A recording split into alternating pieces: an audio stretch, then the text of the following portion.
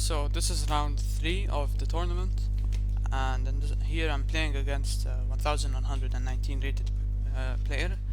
My opponent is actually a small girl. She's 9 years old, and from my experience, especially when they're Indian, you really cannot underestimate kids in chess.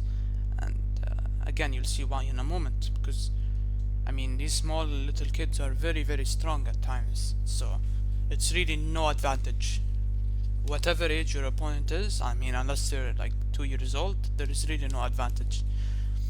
Trust me when I say that. But again, I'm obviously trying to win. I have the white pieces. I want to win. Start of the game with d4. And if I want to say anything before the game actually begins, it is the fact that this game is an absolute roller coaster. I mean, absolutely crazy game. At one point, I'm completely winning, and I don't want to spoil too much, but the evaluation kept changing. So I played the d4, knight to f6, and I thought we may enter another King's Indian, but instead we get the Benoni with c5. And obviously, if you don't know, the Benoni is not really a free pawn, because if you capture the pawn, you're actually worse. After if bishop takes on c5, and it's just a much better Gozan, right? So I have to advance the pawn. Now b5, this is the Benko gambit, and I was really not expecting the Benko gambit heading into the tournament, especially from a 9-year-old. But even though I haven't looked at the Benko gambit, I could say that I could play against it. But I really hate this gambit. When I play online against this gambit, it really does not feel like I'm up a full pawn. And the reason I will show. I accept the gambit. There is a line here with knight d2, and the idea is you're trying to recapture the pawn with your bishop, but I captured the pawn, which is still very playable. I mean, take the free pawn. Now a6. This is the idea behind the gambit. Again, probably the best move is to defend the pawn of knight c3, but I accept the pawn.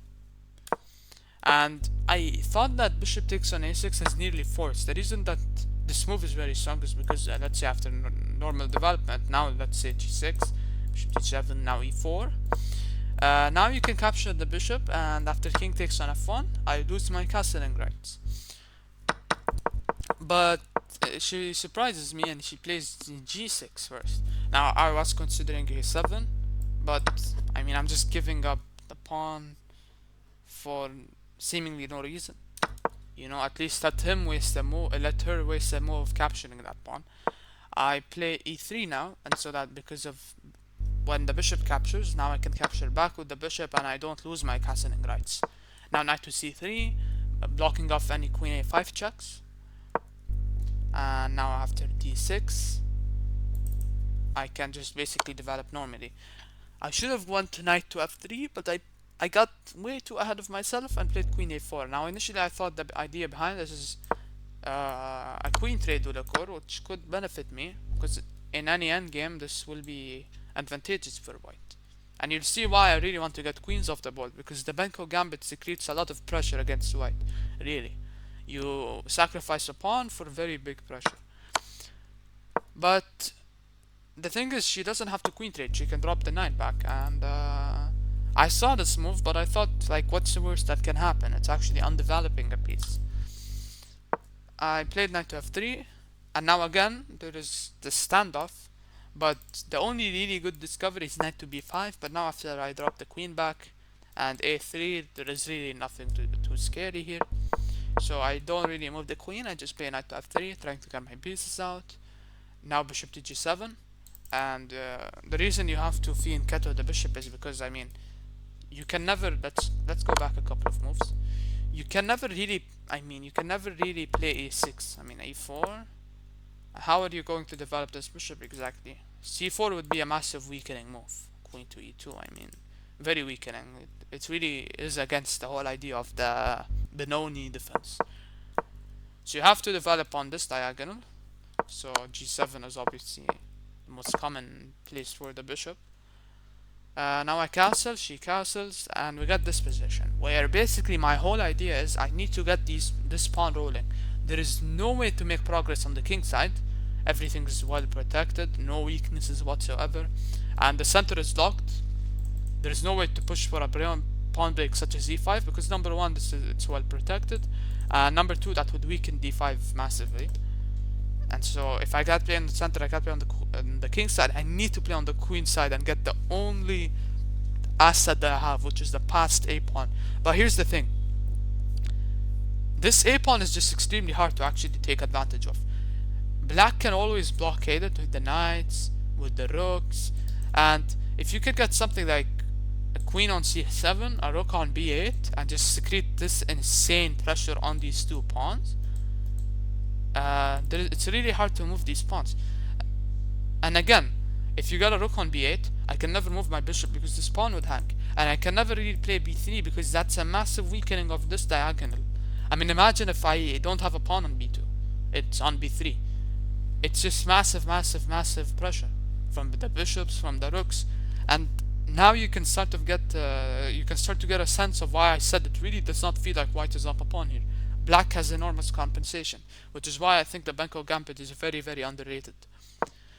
Now I play bishop to d2, and now this is why I thought knight to d7 was a bit odd, because now you waste the move going back, right? Maybe to b6 was better actually, transferring it to the queen side, but it's really not that much of a difference. Now I play rook fb1, and the idea behind rook fb1 is quite simple. These two files are just never going to open, we have to accept that. These two files are the only relevant files in the Benko, and I really don't want to lose this pawn, because previously in a lot of online games this pawn falls for me, and so this is sort of a PTSD type of move where I want to protect this pawn at all costs and potentially just push these pawns, counteract the rook that will come here eventually. And queen b6, surely enough, now trying to double up, and you will see that this is just a massive battle of the forces of all the heavy pieces here, just standing on these two files. It's as if the board is like cut in 4 quarters, and this is the most important quarter of the board. I played d4, strengthening the center, trying to go for bishop e3. I can't move the a pawn yet, and now knight to b4. And the thing is, all of these moves I'm calculating: is knight b4 now good? Is it better than before? And it really doesn't look that scary. Initially here I was going to play queen to b3, but after queen to b3 I was very, very scared about c4. I thought queen b3 fails to c4, and the idea is that now if you move the queen, you basically waste the tempo, and now the c4 pawn is very strong for the knight. And if you accept the sacrifice, well, you actually lose to knight to c2, and the rook is trapped. But here I completely missed knight to a4 actually. c4 fails to knight a4, and I'm winning this knight back because this counterattacks the knight. But I missed that move. If I found it, I would have played queen to b3 most likely. But I failed to see that. I thought c4 was too strong, so I retreated to d1, which is still the best move, so nothing to cry about here. Now rook f8 has said, and again you can start to see the Benko gambit pressure, this piling up. I mean, I really don't get why knight f6 was played, but yeah, still, I guess that blocks off the queen, so maybe that's why she didn't play that. And it's very hard. I mean, try to come up with a move. I came up with a3, a4. Now this knight is just never going to move from here.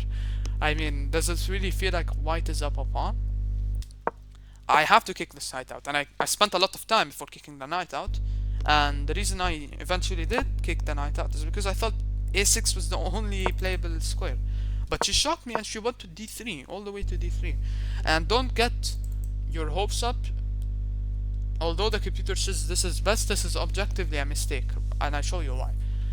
Because now I can go bishop to e3, and the idea behind bishop to e3, well, she obviously wants to play c4, strengthening this knight. And let's say, I don't know, we let c4 happen. First, let's say we let c4 happen. Sorry. Now this knight is just never going to move, and let's say, I don't know, you play some random move like queen c2, protecting this pawn. Well, now f2 falls, right? This move opens up the queen. and so I really can't let this happen. And so I play bishop to e3. I want to prevent c4, and I do this tactically. Now c4 is not possible because I captured the queen, so I'm basically pinning the pawn. And here again, I'm attacking the knight, and so I thought that the only square to go to is here, and this is objectively very bad for black because now I can capture, and this pawn is very weak. You're blocking in the bishop. Pawn structure is horrible, and now the presence of the extra pawn will be felt. But another shock, and she captures the pawn, which is the best move. But I thought after queen to c2, I'm winning this knight by force. The reason is I can always go bishop to c1, knight and rook to a2. Is piling up pressure on this pinned knight. And you can never unpin the queen, because if you do, you lose the defender. Now I can capture this knight simply, because I have two defenders, she only has one. And so I thought that she's losing the knight. Is she crazy? But there's a move here. There's queen to b3, which I totally overlooked. And the idea is, well, if you exchange the queens, now there is no longer a pin. And if there is no longer a pin, then I'm not going to win the piece, and I'm just losing the pawn. And I'm have the exact same position, but I'm no longer up a pawn. But again, both of us missed queen b3. She didn't go queen b3. She went back with the knight. And just take a moment here. I mean, this whole going back and forth with the knight, not that accurate. I played knight to d1. The reason I played knight to d1 is because I realized that now that the bishop is open, there's actually a very scary idea, which is capturing the knight, which seems suicidal. I mean, your bishop is your best piece. But the reason you capture the knight is to lure the queen to c3. Now you have knight to a4. Danger leveling the queen, and so you will not be losing any material. I saw this very nice idea, and so I played knight to d1, going out of the way and adding an attacker. Again, there's a pin on the queen. Now rook to a5, which is the second best move after the obvious queen to b3. I really don't get how we both missed such a move. And the reason this is such a good move is because now after rook to a2, let's say, now you can add another defender with rook to b5 and also simultaneously unpinning the queen, so that now the knight is free to move, which is crazy. That's such a dual purpose move, and so I have to do something about that. And I indeed do something about that by playing a4. Now the rook can't obviously go to b5, so she goes back. Again now, queen to b3. We've been missing this move for so long, but it's really not that obvious. I suspect why she didn't go for such a move is, let's say now queen to b3. I suspect that after a trade,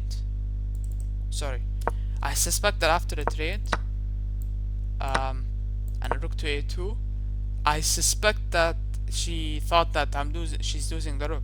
But in reality, you have rook to b8. Now after bishop to c1, now you can capture the knight. You've protected your rook. Maybe that's why she didn't go for that. But again, a blind spot for both of us. Now I play here. Now she has to go back, and now if you bring the rook to b7, well, you're still not unpinning the queen, so that doesn't do that much. Now I captured the knight, because you have to recapture the bishop, and you're still pinned, so that doesn't really matter. I really want to exchange the knights.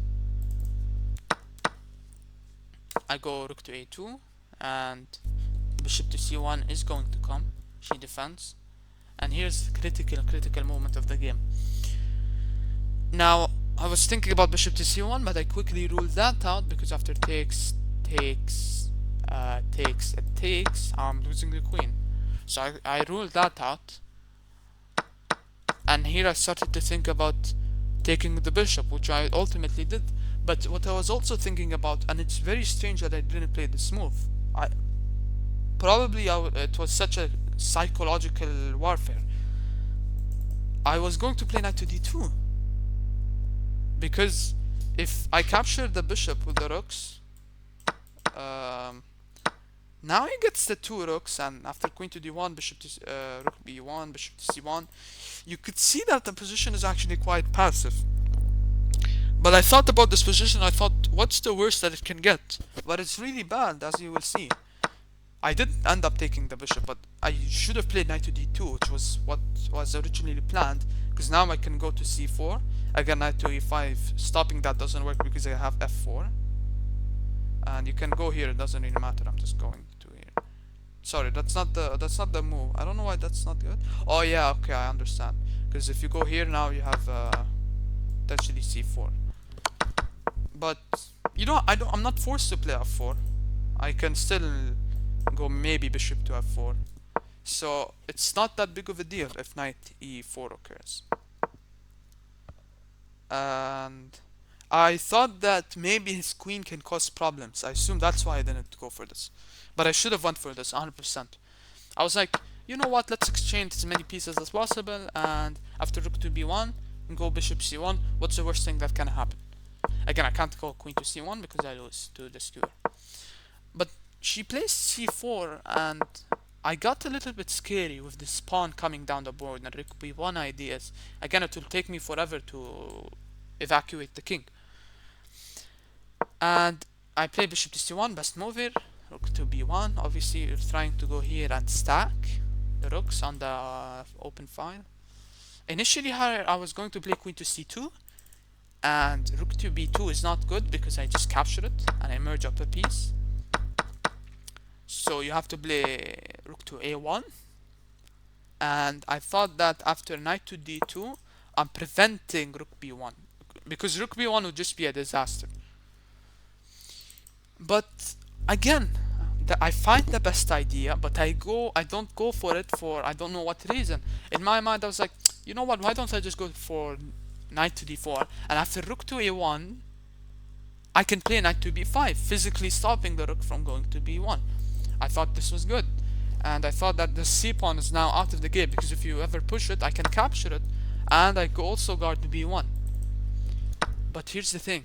This knight on d7, which hasn't done anything this whole game, now returns from the ashes and is the biggest problem of my position. I completely overlooked the knight jumping into my position because it seems like it's so far away. But knight to c5, and now my position is under fire. Look at this knight. All of these squares are extremely good.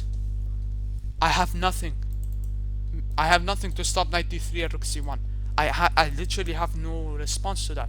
I end up 15 minutes, and trust me, I looked for every single way to get out of the problems. I couldn't. I found the best move, but after 15 minutes of thinking, you'd expect that. h4. I have to make a run for the king. I have to accept that I'm losing this bishop, and that I'm going to have to try and come back from this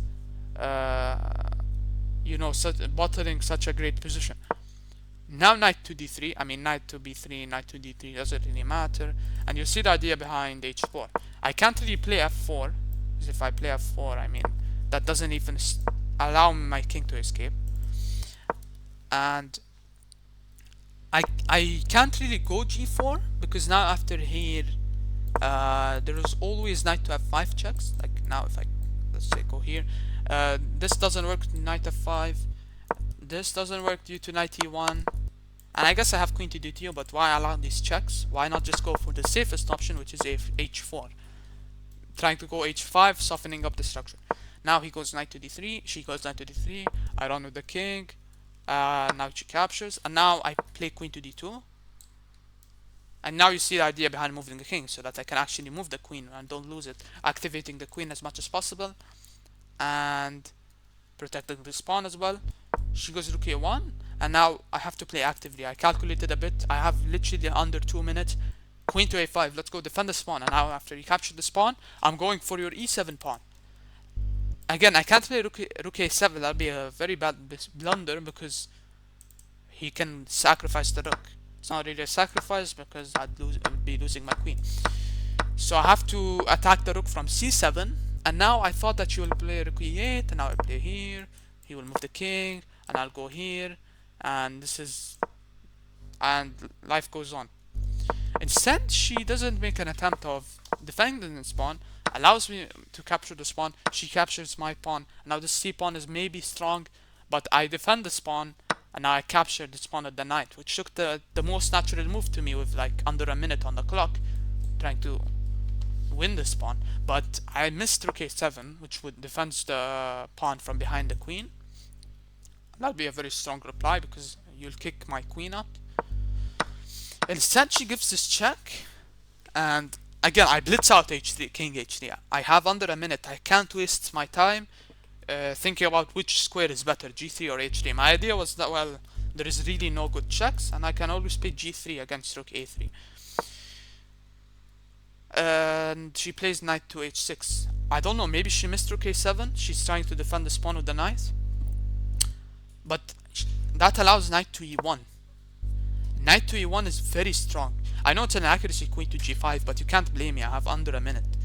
And the reason knight to a1 is strong is because after, I don't know what she can do about knight to e1. I have knight to f6. Let's turn on the analysis here. I'm better now all of a sudden from being in a much worse position. King to h8, king to g7 doesn't really matter. Now I have queen to d4. And I'm threatening all sorts of checks. She makes a massive blunder of c3.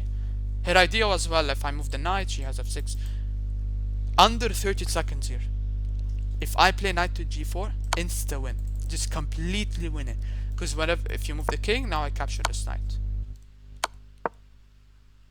But I miss it. I miss knight to g4. In my mind, I have to give one of these two checks so that I can at least threaten this checkmate with queen to g7. So ultimately I did play this check. Now she has to play f6, otherwise she's getting checkmated. Great find.